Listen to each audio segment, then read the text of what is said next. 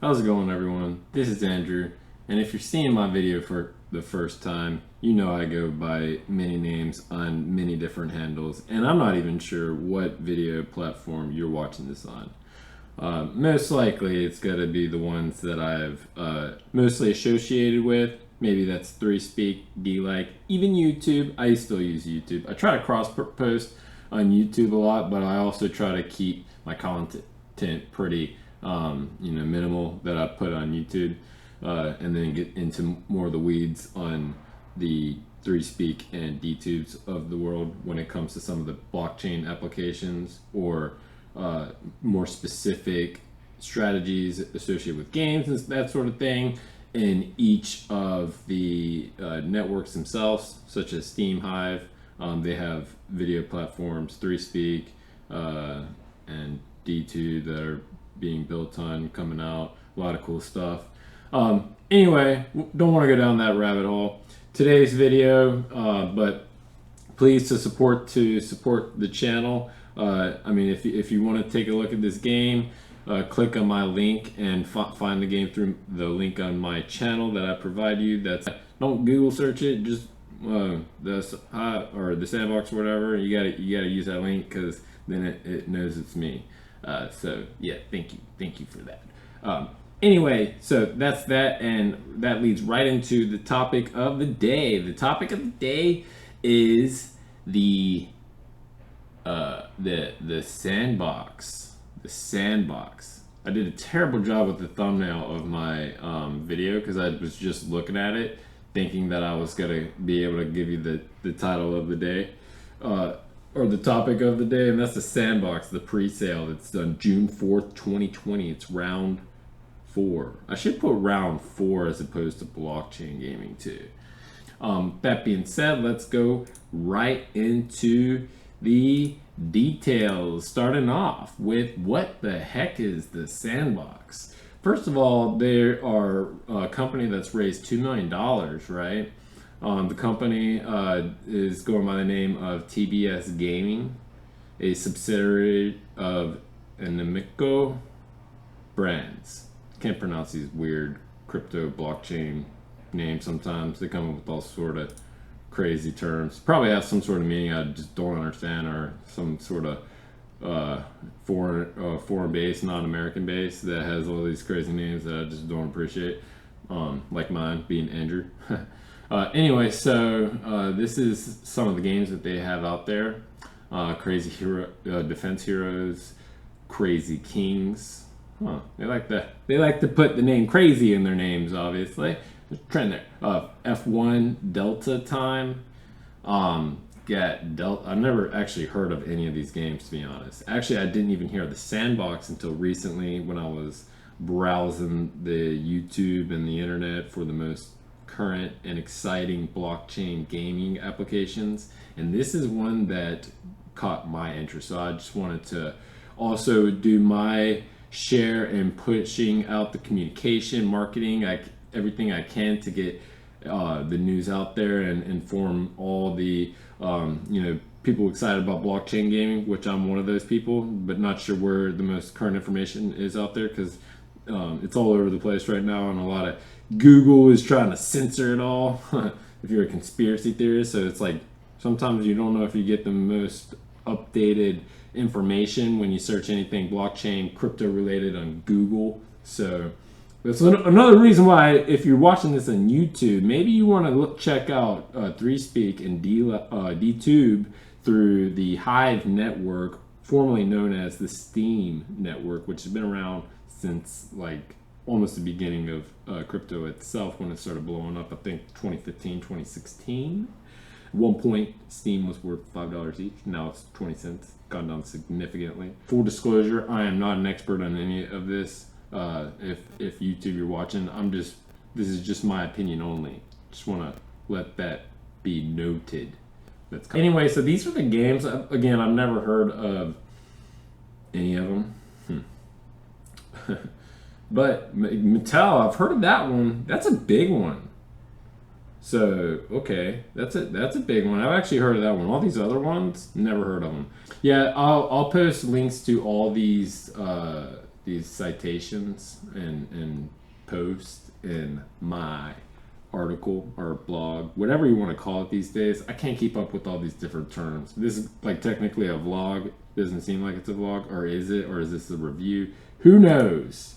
Who knows? So those are those. Now we're getting into the Sandbox. The last pre-sale, there was 3 rounds of a pre-sale, so I had to cut a little bit of that there. But I just want to show you guys that this is the timeline. This game, this company's been around since 2012. I was kind of dumbfounded when I saw that. I was like, man, this is a legit company. They're established. 2011 actually, Pixowl is founded. So they're linked to Pixowl somehow. The Sandbox franchise launches on iOS 2012. In February 2013, Sandbox is released on the Android. Sandbox surpasses 10 million downloads. I've heard a number out there as of recent where they have about 30 million or so active users. The Sandbox Evolution is announced at GDC Conference, second title. In 2015, the Sandbox surpasses 16 million installs. That's a lot. So the Sandbox Evolution released on iOS, Android, and Steam 2016. Partnership with Sony. So you can check them out if you're a Steam player on Steam. Not like Steemit, if you're a Steam watcher. Steemit watcher. No, I should note that. But if you're a Steam player, you can check out the game that they've already have on the Sandbox, or on Steam, I'm sorry. Just look up Sandbox. 2017, yeah. Keeps on going where it becomes relevant in the blockchain space, and where you guys should be excited about if you watch this video this far in the first place is the pre-sale, okay? So this started in Q4 2019, the public release. The dashboard public release, though, was in October 2019. So this is when they first, actually it was in May 2018 that they said the 3D and the blockchain project is announced. So this has been in development since 2018. I know I'm going backwards in my time. So it's kind of how my brain works sometimes. I kind of gotta appreciate the beginning. It's kind of like when you're watching Star Wars, you watch the first 3 and then, or the last 3, I'm sorry, and then you're like, wait, what was the beginning like then? And then it tells you, oh, this is when they started? Anyway, so you get the land. This is where we're currently at. So they've had some pre-sales, right? And then you got where we're at here. And then what we should be excited about, though, is in Q2 2020, which is not that far away from now. It's like a couple months where the actual release is out. So get in on the pre-sale now. This is, I think, the last one. Maybe there's one more. We'll take a look deeper into this. I'm just kind of getting into the details here. Sorry, I don't got all this stuff memorized. I did do a lot of research, so I just can't spot it off all the top of my head. I kind of try to keep these videos unedited as much as possible, so you know these are kind of unscripted, and I'm just going with the flow here. We're learning as we go. No, I'm just kidding. I did do a little bit of research for you guys, so you're not just lost. So the time lapse is what I wanted to show you now. I didn't show you the time lapse. So this was the 3rd round. We're going to the 4th round next. 4th round, again, if you saw the thumbnail of the video, was June 4th in the beginning. So this is how fast they sold. So here we go. I think it was like in the first 2 weeks. So you can see, but as you can see, the whole thing was sold out, right? So I don't know if that's like a good thing either. So between them being well established with the timeline, you know, a huge brand, Animoca Brands. I cannot pronounce that name, but you can Google it. Between the brand, the company itself, the backing, they get like $2 million from all these great companies that don't typically invest in blockchain or just any new gaming competition. It's what's kind of cool about the whole principle behind the game, right? Is they have a lot of different, I guess, token types, ERC, Ethereum-based token types, which they have different use cases and I'm sure different sort of financial implications from a tax reporting, if you're American like me, standpoint. Which, I mean, if you're doing a certain amount, whatever. But yeah, I'm sure if you're spending tens of thousands of dollars in this game, like some are, then yeah, you got to know what all these things mean. But yeah, you get the ERC 20, the sand, looks like the gem is also that. So these are pretty basic. The ERC 721, that's the land itself, which these are going to be unique forever. As long as this game exists, I guess you'll always own that land. That's what's being sold now. They're also selling assets, but apparently you can make your own sort of assets. So I personally am holding off on buying any assets because I have no idea what that market's going to look like if everyone's just able to saturate it by making the same thing, or if that's actually the asset. You have no idea how hard it's to make or how much it even costs, like the resources that are associated with making it, how much those even cost. So like that I'm personally holding off on, because this I think is kind of more like inherent, I guess, value.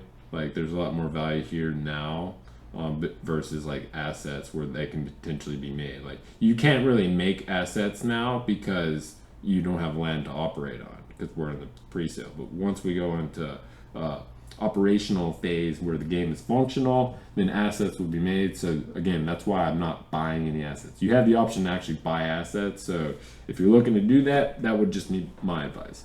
Then you got games. This is like a ERC 1155. I've never even heard of this. I don't know how it's going to work. I'm kind of excited to see how this is going to work, because apparently you can buy actual games.